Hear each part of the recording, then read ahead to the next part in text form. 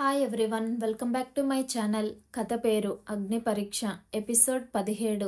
రచయిత డి కామేశ్వరి గారు. ఇక కథలోకి వెళ్తే, నీవే, నీ పేరు పూజేగా, అలా అడుగుతున్నావేమిటి అంది ఆశ్చర్యంగా. నా పేరు G Pooja madam, my surname is G అంది. అదేమిటి, అటెండెన్స్ రిజిస్టర్లో కూడా అలాగే ఉందే. లేదు madam, you are wrong, I'm G Pooja, Pooja వాదిస్తున్నట్టు అంది. టీచర్ టేబుల్ మీద అటెండెన్స్ రిజిస్టర్ పుస్తకం తీసి మరోసారి చూసి, no, you are wrong, yours is K అంది. పూజ అపనమ్మకంగా చూసింది.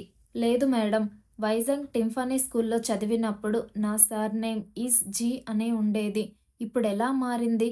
టీచర్ అసహనంగా చూసి, ఏమో నాకేం తెలుసు, అటెండెన్స్ రిజిస్టర్లో ఉన్నదే రాస్తాం. తప్పైతే మీ మమ్మీ డాడీలతో చెప్పి అప్లికేషన్ పెట్టి రిజిస్టర్లో మార్పించుకోవాలి అంది కార్డు చేతికిస్తూ. పక్కన కూర్చున్న తన్మాయి కార్డు తీసి చూసి, కే రాజేష్ అనేగామి ఇంటి నేమ్ ప్లేట్లో ఉంది అంది. పూజ మొహం ఒక్కసారిగా కల తప్పింది. అంకుల్ సర్నేమ్ కేనా అంది అనుమానంగా చూస్తూ. నీకు తెలీదా, కొత్త డాడీ వచ్చారు గదా అని మీ మమ్మీ కే అని మార్చి రాయించి ఉంటుంది. మీ కొత్త డాడీ సర్నేమేగా వస్తుంది నీకు. తన్మాయి డిక్టేషన్ చేసి కనిపెట్టినట్టు ఉత్సాహంగా అంది. పూజ మొహం మరింత నల్లబడింది. చటుక్కున తన్మయి చేతిలోంచి కార్డు లాక్కుంది. ఉండు, చెబుతా, మమ్మీ పని చెబుతా. మా డాడీ సర్నేమ్ ఎందుకు మారింది అడుగుతాను ఉండు. నాకు మా డాడీ నేమ్ కావాలి, ఇది వద్దు, ఆవేశంగా అంది. సైలెన్స్. అందరికీ కార్డులు ఇవ్వడం అయ్యాక పాఠం చెప్పడానికి పుస్తకం తీస్తూ టీచర్ అరిచింది. స్కూల్ నుంచి ఇంటికి వస్తూనే స్కూల్ బ్యాగ్ గిరవారేసినట్టే డైనింగ్ టేబుల్ మీద విసిరేసింది. అక్కడే నిలబడి బట్టలు ఇస్త్రీ చేస్తున్న అర్చన పూజ ప్రవర్తనకి కోపం ముంచుకు వచ్చిన సీన్ క్రియేట్ చేయడం ఇష్టం లేక అతి కష్టం మీద నిగ్రహించుకుంది. అటు చూడకుండా తన పని తాను చూసుకోసాగింది. పూజ విసురుగా బ్యాగ్లోంచి ప్రోగ్రెస్ కార్డు లాగి తల్లి ముందు పడేసి, మమ్మీ, నా పేరు జీ పూజ అయితే కే అని ఎందుకు వేయించావు? నిలేసినట్టే దబాయిస్తూ గట్టిగా అడిగింది మొహం ఎర్రబరుచుకొని. అర్చన ప్రోగ్రెస్ కార్డులో మార్కుల వంక చూసి పక్కన పెట్టి ఇస్త్రీ చేస్తూ, ఇప్పుడు నా ఇంటి పేరు కే అవుతుంది గనక నీది అలా మార్పించాను, చాలా మామూలుగా అంది. నాకేం అక్కర్లేదు, నాకు డాడీ నేమ్ కావాలి. ఈ అంకుల్ సర్నేమ్ నేనెందుకు పెట్టుకోవాలి? ఎవరి కూతురైతే ఆ సర్నేమ్ వస్తుంది. నాకు నా డాడీ సర్నేమ్ కావాలి. ఇది ఎందుకు మార్పించావు? పెద్ద ఆరిందల వయసుకి మించి ఇన్ని లా పాయింట్లు తీసి మాట్లాడుతున్న కూతుర్ని ఏం చేయాలో అర్థం కాలేదు అర్చనకి. కూతురి వంక సూటిగా చూసి, ఎందుకంటే నీవు ఉంటున్న ఇల్లు, తింటున్న తిండి, చదువుతున్న చదువు, కట్టుకుంటున్న గుడ్డలు ఈ డాడీ ఇస్తున్నారు కనుక ఈ డాడీ ఇంటి పేరే నీకుండాలని మార్పించాను. ఒక్కొక్క మాట ఒత్తి పలుకుతూ అంది. పూజ మొహం నల్లబడింది. పెదవి కొరుక్కుంటూ ఒక్క క్షణం మాటలు తోచని దానిలా నిలబడింది. తల్లి అన్న మాటలు అవమానకరంగా తోచాయి. అయితే నాకెవరు ఏం చేయనక్కర్లేదు. మా డాడీ దగ్గరికి నన్ను పంపించేయ్, వెళ్ళిపోతాను. మొహం గంట పెట్టుకుని ఆవేశంగా అంది. అర్చన చకచకా లోపలికెళ్ళి డైరీలోంచి ఓ ఇన్లాండ్ లెటర్ తీసి పూజ దగ్గరికి వచ్చి చేతిలో పెట్టింది విసురుగా. ఇదిగో ఉత్తరం రాయ్, మీ డాడీకి రాసుకో, నిన్ను వచ్చి తీసుకెళ్ళమని. రాయ్ ఉత్తరం వెంటనే. చకచకా ఉత్తరం మీద అడ్రస్ రాసి పూజ మొహం మీద గిరవాటు వేసింది. ఉత్తరం రాసుకొని, ఆయనెప్పుడు తీసుకెళ్తే అప్పుడు మహారాణిలా వెళ్ళు. నీవిక్కడుండి మమ్మల్నేం ఉద్ధరించనక్కర్లేదు. మీ నాన్న తీసుకెళ్తే మహా చక్కగా వెళ్ళు. అక్కడికి వెళ్ళి మీ కొత్తమ్మ దగ్గర ఉండు. అప్పుడు గాని నీకు తల్లి విలువ తెలిసిరాదు. తల్లికి సవితి తల్లికి భేదం అప్పటికైనా అర్థమవుతుందేమో. వెళ్ళు వెళ్ళు, నా ప్రాణము విసిగిపోతుంది నీతో. వేలడంత లేవు. నీ మాటే నెగ్గాలన్న పంతమైతే నీ ఇష్టం వచ్చినట్టు చేయి. మీ నాన్నకి ఇక్కడుండను, అక్కడికి వస్తానని ఉత్తరం రాసుకో అంది కఠినంగా. తల్లి అలా అంటుందని ఎదురు చూడలేదు పూజ. ఉంటే ఉండు, పోతే పో అని నీవే ఉత్తరం రాసుకుని వెళ్ళమంటుందని అనుకోలేదసలు. అంచేత ఏం జవాబివ్వాలో తెలియక అలా నిలబడిపోయింది కాసేపు. వెళ్ళు, వెళ్ళి ఉత్తరం రాయ్. నీకు ఇంట్లో ఉండడం ఇష్టం లేకపోతే, ఈ ఇంట్లో మనుషులు అంత విషమైతే నీకు ఎక్కడ సుఖం సంతోషం లభిస్తాయో అక్కడికే వెళ్ళు. నా ప్రాణం సుఖంగా ఉంటుంది అప్పుడైనా. చాలా విరక్తిగా అంది అర్చన పూజ వంక చూడనైనా చూడకుండా. నేను స్కూల్లో చెప్పిన సర్నేమ్ మార్పించుకుంటాను. నేను వెళ్ళడం అదంతా తర్వాత, ఇది ముందు అన్నట్టు.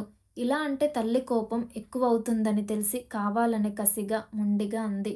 అర్చన చేతిలో ఇస్త్రీ పెట్టె టేబుల్ మీద పెట్టి గిర్రున వెనక్కి తిరిగి కూతురి వంక చూసి తర్జని చూపించుతూ దగ్గరికి వెళ్ళింది. పూజ, ఇంట్లో నీ ఆగడం చాలా భరిస్తున్నాను 3 నెలలుగా. ఈ ఇంట్లో నీవుండాలంటే ఆ పేరుతోనే ఉండాలి. ఎందుకో నీకిందాకే చెప్పాను.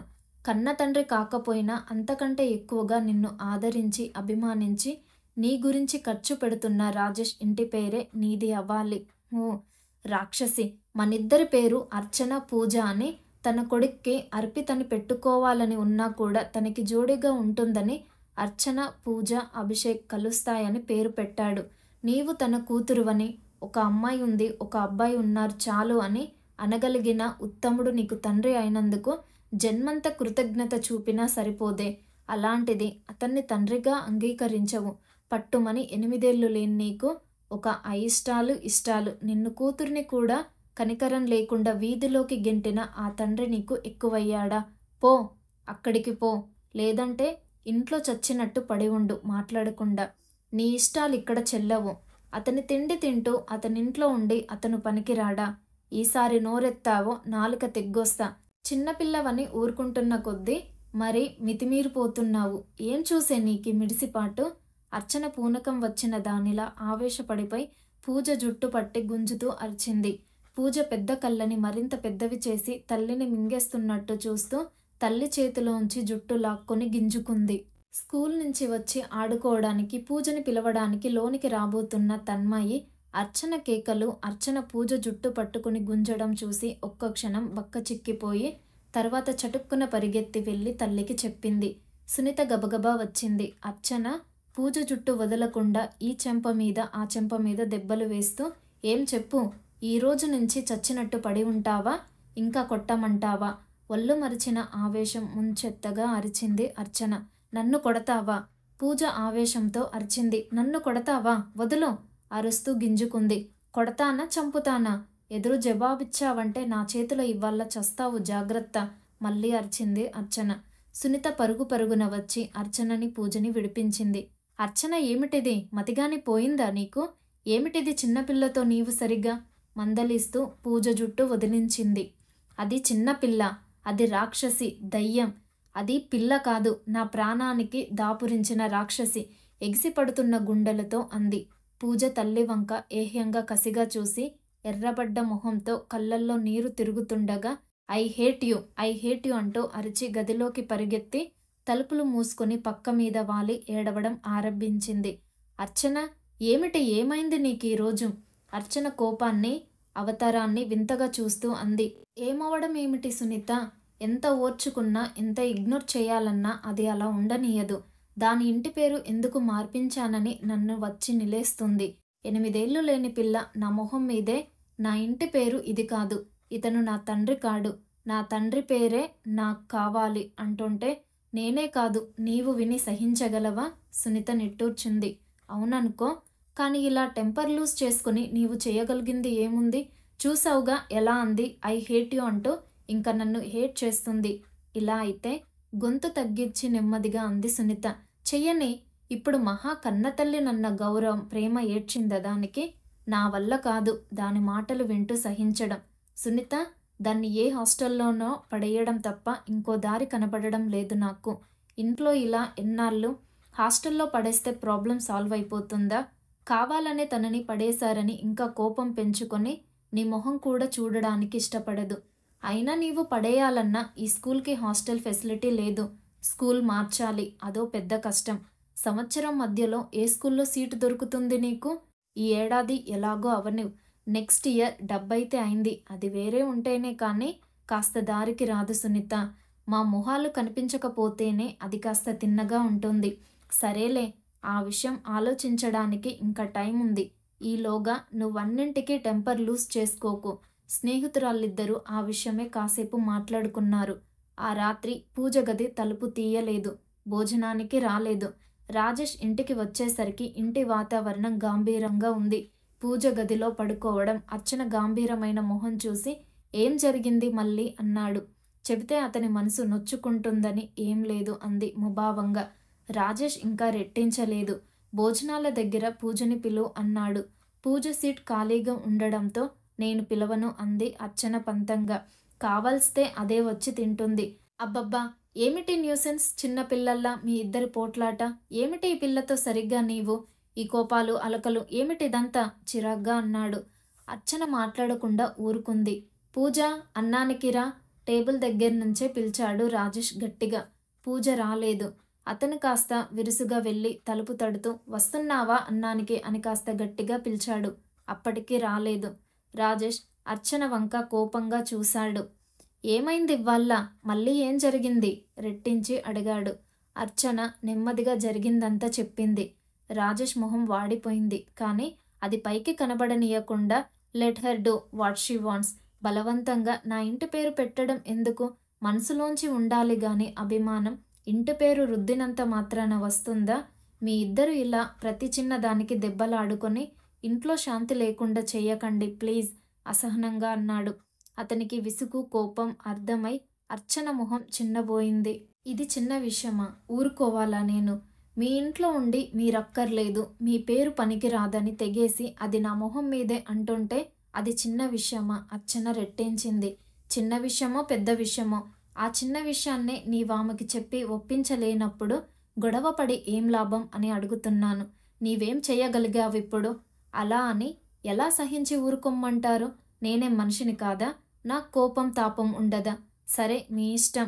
మీరు తల్లి కూతుర్లు, నేనేమి కాని వాడిని. మీ ఇష్టం వచ్చినట్టు చేసుకోండి. ఇద్దరు కలిసి ఇల్లు నరకం చెయ్యండి. రాజేష్ విసురుగా కుర్చీ నెట్టి లేచిపోయాడు. రాజేష్ ఏమిటిది? అన్నం తినకుండా వెళ్ళిపోవడం అర్చన కలవరంగా అంది. అక్కర్లేదు, కడుపు నిండిపోయింది. Please Rajesh, sorry. పొద్దుననగా తిని వెళ్ళావు, తినకుండా వెళ్ళిపోతే నా మీద ఒట్టే. అర్చన గబగబా ముందుకు వెళ్ళి రాజేష్ చేయి పట్టుకుని వెనక్కి లాగి తీసుకొచ్చి కూర్చోబెట్టింది. నాకు తెలుసు ఈ గొడవలతో నీ మనసు పాడవుతుందని, కానీ ఏం చెయ్యను? ఇవాళ దాని ధోరణికి ఆవేశం ఆపుకోలేకపోయాను. సంజాయిషి ఇచ్చింది. వెళ్ళి పూజని పిలు నెమ్మదిగా అన్నాడు. అర్చన తప్పదన్నట్టు చూసి గది దగ్గరికి వెళ్ళి పూజ, అన్నానికి రా అని పిలిచింది. అందరం వెయిట్ చేస్తున్నాం అంది. జవాబు లేదు పూజ దగ్గర నుండి. అది రాదు రాజేష్, లాభం లేదు, నీవు కానీ అంది అర్చన. మరీ నీవు తింటాలే అంది. స్కూల్ నుంచి వచ్చి పాలన్న తాగకుండా గొడవ పెట్టుకొని అన్నం తినకుండా పడుకుందే అన్న దిగులు గుచ్చుకొని తను తినలేకపోయింది. అర్చన ఆమె మొహంలో భావం గుర్తించి కొద్దిగా తిను, పూజకు ప్లేట్లో పెట్టి టేబుల్ మీద పెట్టు, రాత్రి లేచి తింటుందేమో ఆకలైతే అన్నాడు పూజకి వినపడేలా.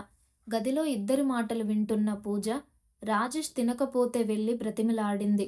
తను తినకపోయినా లెక్క చేయకుండా ఇద్దరు చక్కగా తినేస్తున్నారు. అంతే, మమ్మీ ఎంతలా మారిపోయింది. I hate her. కళ్ళ నీళ్లు తుడుచుకుంటూ అనుకుంది. స్కూల్ నుంచి వచ్చాక ఏమి తినలేదేమో, ఆకలి మాడుస్తున్న పంతం కొద్దీ అలాగే పడుకుంది పూజ.